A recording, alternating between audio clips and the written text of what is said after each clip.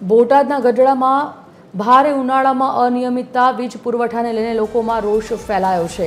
શહેરના બાબરપરા, ધોળિયા, ઓટા વિસ્તારમાં છેલ્લા 15 દિવસથી વારંવાર વીજળી ગુલ થતા મોટી સંખ્યામાં સ્થાનિક લોકો કોર્પોરેટરના પતિ પીજીવીસીએલ કચેરી રજૂઆત કરી હતી। વારંવાર રજૂઆત કરવા છતાં પણ પીજીવીસીએલના કર્મચારીઓ યોગ્ય જવાબ ન આપતા હોવાનો આરોપ લાગ્યો છે।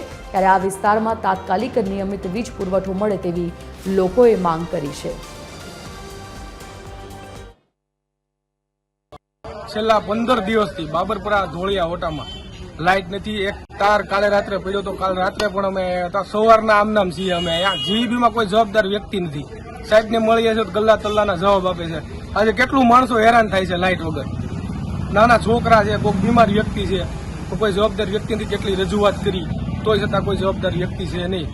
આજે ગરડા તાલુકામાં ગરડામાં પ્રોપરમાં જો લાઇટનો પ્રશ્ન હોય તો બીજા ગામડાવાળા કેમ લાઇટથી વંચિત છે, એ જોવા જેવી વાત છે।